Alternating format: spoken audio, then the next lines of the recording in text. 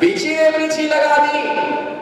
मैंने कहा ये आशीर्वाद नहीं, ये तो दादागिरी है, ये आशीर्वाद नहीं है। बोले आप कुछ भी समझो, हमको तो आशीर्वाद क्या हो गया है भैया, आशीर्वाद मांगा नहीं जाता है, आशीर्वाद मांगा नहीं जाता, आशीर्वाद कभी भी मांगा नहीं जाता है। आशीर्वाद क्यों नहीं मिलता है, बहुत रहस्य की बात है, तथ्य की बात है। आशीर्वाद क्यों नहीं मिलता है? और मेरा चैलेंज है 100% में से 90% लोगों को आशीर्वाद नहीं मिलता है, सिर्फ 10% लोगों को ये क्या मिलता है। और महाराज तुमको क्या देंगे? आशीर्वाद प्राप्त होता है, आशीर्वाद मांगा नहीं जाता है, आशीर्वाद शास्त्र में मिलता है। पुण्य को बढ़ाया भी जा सकता है, पुण्य को घटाया भी जा सकता है, पाप को घटाया भी जा सकता है, पाप को बढ़ाया भी जा सकता है। ये हमारी भावना के ऊपर निर्भर करता है। निश्चित ही अपने जीवन में महापुण्य को संचय करने का पुरुषार्थ करो। बार बार ये अवसर नहीं मिलता है, बार बार ये मौका नहीं मिलता है। एक बार जो अवसर निकल जाता है वो अवसर दूसरी बार लौट करके नहीं आता है। घड़ी की, समय की सबसे अच्छी विशेषता है, बोलो छिल्ले छिल्ले, समय की, बोलो बस लास्ट बात है, बोलो समय की सबसे अच्छी विशेषता है कि जो समय निकल जाता है वो लौट करके, बस समय की, बोलो समय की सबसे अच्छी विशेषता है कि जो समय निकल जाता है वो समय लौट करके नहीं आती है। भाई समय लौट करके नहीं आता है। एक नदी को आप कितनी बार पार कर सकते हो बताओ? बस लास्ट प्रश्न है आपसे, बताइए एक नदी को तुम कितनी बार पार कर सकते हो? हैं? और दूसरी बार आप इस तरफ से इस तरफ चले गए तो क्या इस तरफ से इस तरफ नहीं आ सकते हो क्या? हैं? एक नदी को 2 बार फिर से जाना हो तो हाना कुछ तो बोलो, हिलो डोलो तो कुछ। अगर दूसरी तीसरी बार जाना हो तो 3 बार, फिर से वापस आना हो तो, फिर से आना हो तो बोलते रहो, हाना कुछ बोलते रहो। आज बार बार बार नहीं, तुम 1000 बार भी उस नदी से निकल जाओ पर तुम नदी को तो एक ही बार पार कर सकते, क्योंकि जमीन का नाम नदी नहीं है, जो उसमें पानी बह रहा है उसका नाम।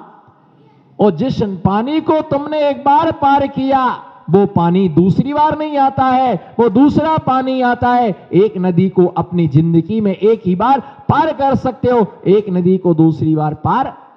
समय की अपनी अच्छी विशेषता है कि वो एक बार जो समय निकल जाता है वो लौट करके नहीं आता है। कोई सोचे मेरा बचपन आ जाए तो 3 काल में भी संभव नहीं है। हमारे बच्चे अभी क्या हैं, छोटे हैं, और बच्चे बड़े हो जाएंगे तब हम क्या करेंगे, दीक्षा के लिए ले लेंगे, क्योंकि मार्ग हमारा यही है, मार्ग हमारा यही मोक्ष का मार्ग है। किसी ना किसी दिन इस मार्ग पर, आज नहीं तो कल, अरबों खरबों वर्ष पहले आदिनाथ भगवान ने इस मार्ग के लिए स्वीकार किया। जितनाथ भगवान ने स्वीकार किया, महावीर भगवान ने इसके लिए स्वीकार किया, सभी ने इस मार्ग के लिए स्वीकार किया। हमें भी इसी मार्ग पर क्या करना है, चलना है। पर आज नहीं, आज नहीं, अभी नहीं बढ़ेंगे। क्या करें, बच्चे नहीं होते तो मैं दीक्षा ले लेता।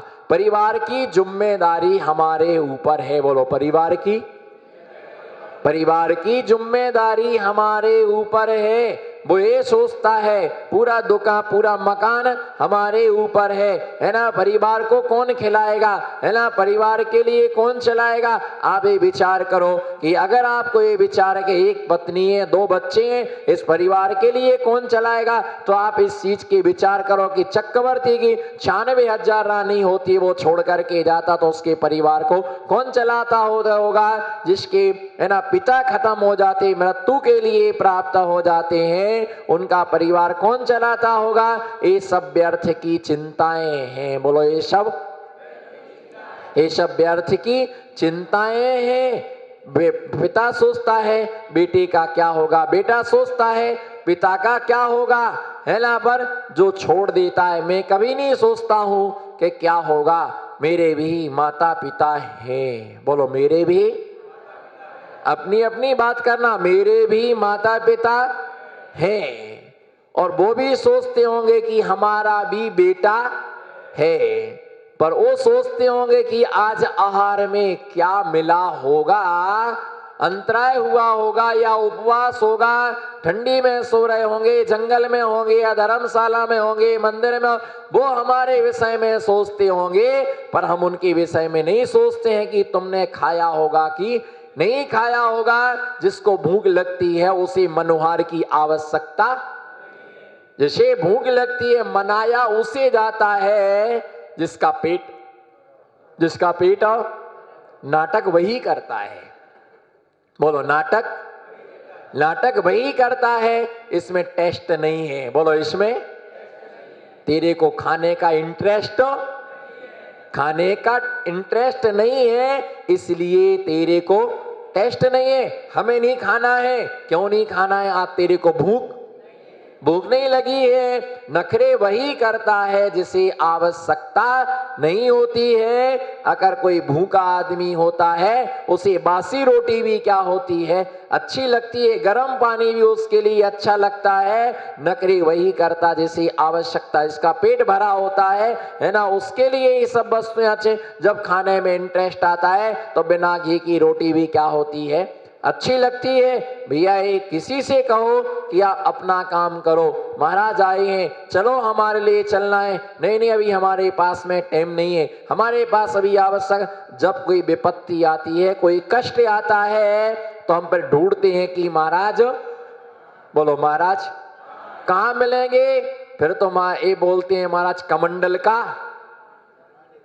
का एक कटोरी में पानी दे दीजिएगा, कोई मंत्र तंत्र कर दीजिएगा, आप ही हमारे तारणहारे। बोलो आप ही हमें पार करने वाले हो।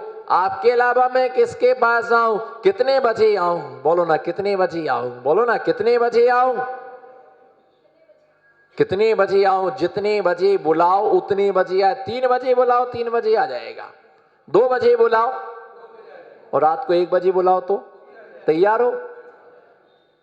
क्योंकि बस हमारा काम क्या हो जाए, हमारा काम हो जाए, जितने बजे बुलाओ उतने बजे आ जाए। और यदि हमारा काम हो तो हम ही थोड़ी समाज में है, सबकी जिम्मेदारी बनती है। ऐसा यहां तक देखा जाता है समाज में, मंदिर में भगवान की पूजा करने तक की ड्यूटियां लगी हुई हैं। सोमवार को चंपालाल जी, मंगलवार को फूलचंद जी, सोमवार को बोलो ना, सोमवार को चंपालाल जी, और मंगलवार को और बुधवार को मस्त राम जी, बुधवार को मस्त राम जी, रविवार की छुट्टी, रविवार को कोई नहीं, ड्यूटी लगाएगी आज तुमको पूजन करना है। अगर उसके घर में सूतक आ गया तो तू अपने रिश्तेदार को बुला, पर ड्यूटी तो तेरी है। मेरे तो सोमवार के भगवान है, सोमवार को हम आएंगे। अगर आपने मंगलवार को भी कर लिया तो क्या पुण्य घट जाएगा क्या? मंगलवार को यदि कल पुण्य नहीं घट जाएगा।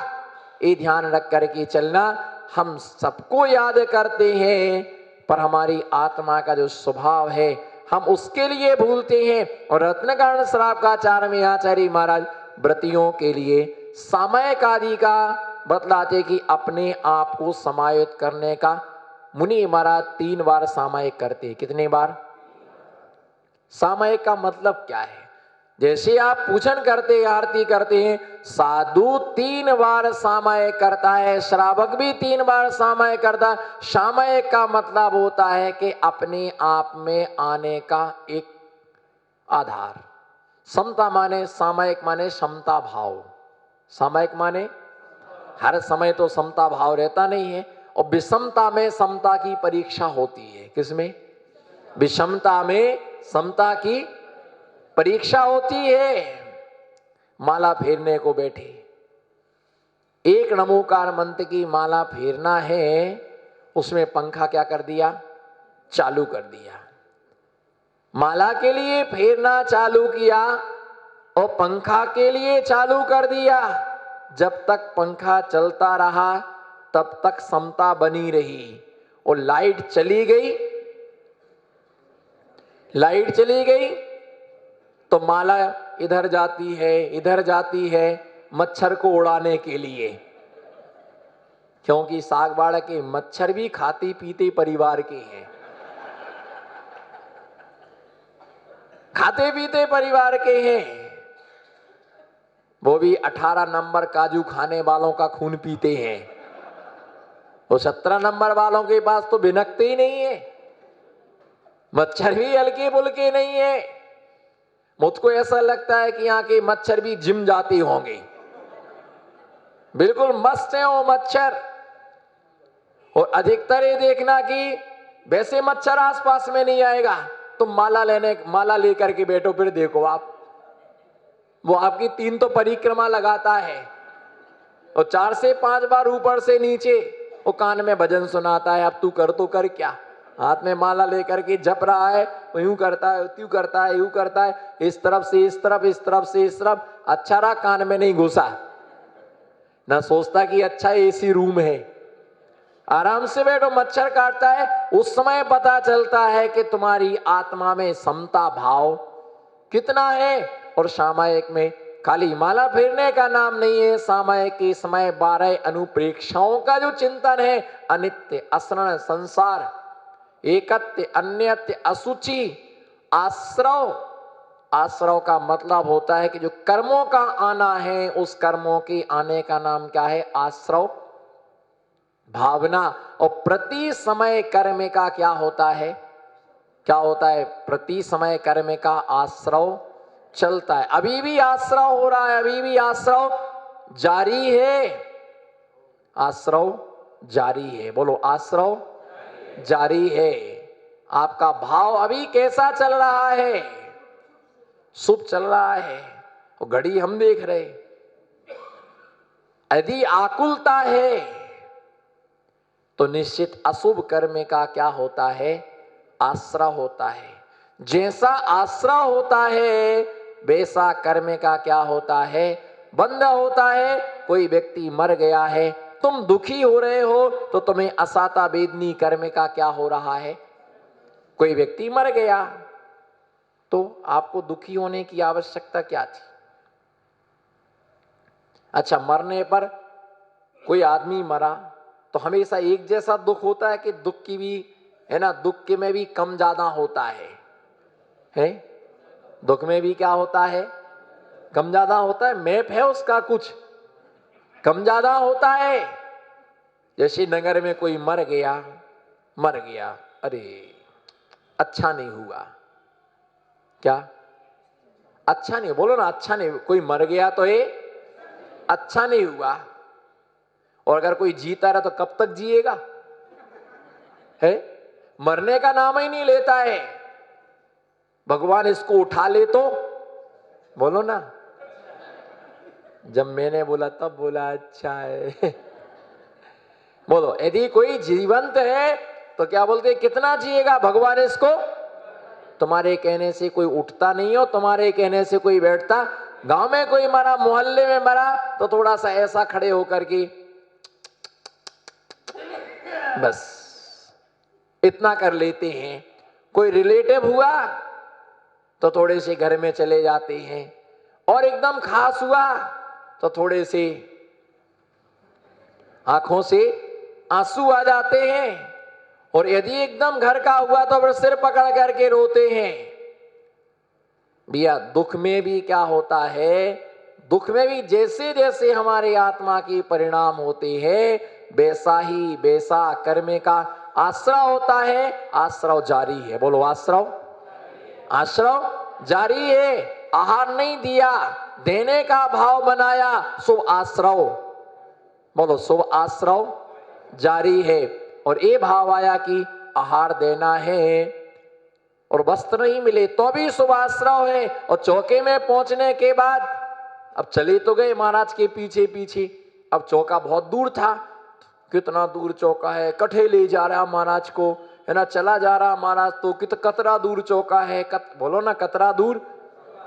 हूँ थाकी गया, हूँ थाकी गया, गलती हो गई मेरे से, मुझे आना ही नहीं था, लेकिन आप तो आ तो गई है। चलते जा रहे चलते जा रहे चलते जा रहे चलते जा रहे, और इतने थक गए इतने थक गए, आज से तो कान पकड़े किसी के चौका में नहीं जाएंगे। इतना पश्चाताप, कौन से कर्म का आश्रय हो रहा है, कौन से कर्म का, अशुभ कर्म का क्या हो रहा है, आश्रय हो रहा। अब आ गए हैं, कई लोग शिखर जी जाते हैं, आधे से लौट आते हैं, हमसे नहीं चढ़ा जा रहा। गिरनार जी जाते हैं, 4 सीढ़ियां चढ़ते हैं, और वहीं से क्या कर लेते हैं, भगवान को क्या कर लेते हैं, नमस्कार कर लेते हैं, और भगवान से कहते हैं भगवान मेरा नमस्कार, बोलो मेरा नमस्कार स्वीकार कर लीजिए। आपका भक्त क्या हो गया है, थक गया है इसलिए नीचे रुक गया है, थक गया है इसलिए नीचे रुक गया है, और वो ऊपर नहीं चढ़ पाता है, वहीं के वहीं लौटाता है।